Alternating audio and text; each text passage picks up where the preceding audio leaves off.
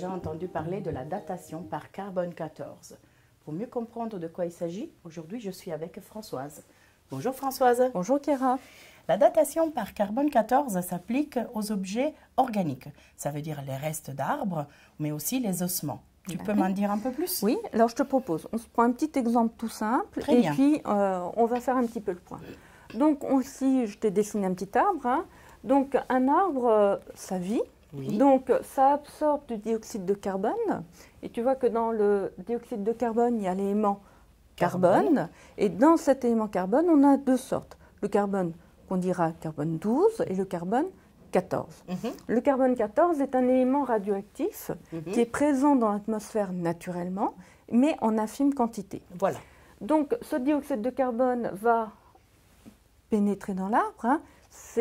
L'arbre va réaliser alors ce qu'on appelle la photosynthèse, Oui. qui va lui permettre de grandir, de se développer. Et puis parallèlement, il va aussi réaliser la respiration, puisqu'un arbre respire. Et donc on va avoir un rejet de CO2. Et en même temps, pour grandir et se développer, il va stocker du carbone, dont du carbone 14. Alors là où les choses vont devenir intéressantes, c'est quand l'arbre va mourir. Quand notre arbre meurt, si tu veux, on n'a plus d'entrée de dioxyde de carbone et on n'a plus de sortie, puisqu'il n'y a ni photosynthèse, ni respiration, notre arbre est mort. Il ne reste donc plus que le carbone qui est présent dans notre arbre. Et dans ce carbone-là, notre carbone radioactif, notre C14, va, parce qu'il est radioactif, se désintégrer. C'est-à-dire qu'il va passer d'un état instable à un état stable. Et donc, on peut suivre cette désintégration, tout simplement, avec une petite courbe qui va nous modéliser la chose. Voilà. Donc, au départ, on a ici notre élément qui est la quantité de carbone 14 à la mort de l'arbre. Et puis, on va laisser décroître au cours du temps le carbone 14 jusqu'à ce qu'il disparaisse. Il faut beaucoup de temps. Il faut beaucoup de temps. Et on peut connaître une valeur qui va être une constante, qu'on appelle le temps de demi-vie, c'est-à-dire le temps pour lequel on va passer d'une quantité de carbone à la moitié de cette quantité de carbone.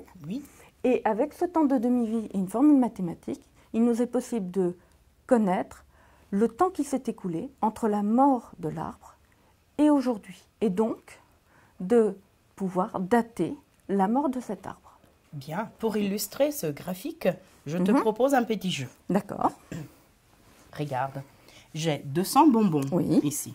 Tu vois, ces bonbons ont une lettre d'un côté et rien de l'autre côté.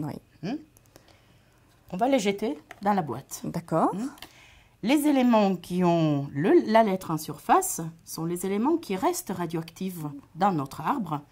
Les éléments qui tomberont sur l'autre face, c'est les éléments qui ne sont plus radioactifs, donc qui ont disparu. On y va? D'accord. Eh bien voilà, regarde. Là, il y a des éléments radioactifs. C'est à peu près la moitié. Et là, il y a des éléments qui ne sont plus radioactifs. Voilà, donc si tu veux, c'est ce que je t'expliquais. Hein. On est parti ici de 100 bonbons. Voilà. Et au premier lancer, on arrive à peu près à la moitié de nos bonbons qui ont perdu, entre guillemets, la radioactivité.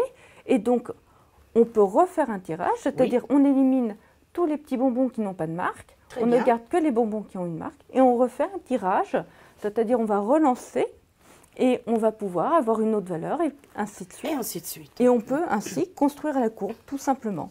Et donc, visualiser la manière dont le carbone 14 disparaît au cours du temps dans un élément qui est mort. Merci Françoise. De rien. Bien sûr, sur une fouille, on ne trouve pas que des éléments comme des ossements ou des éléments comme des restes de plantes. Si on n'a pas ça, on peut avoir des autres méthodes pour pouvoir dater les objets. Et ça sera le sujet d'un prochain épisode.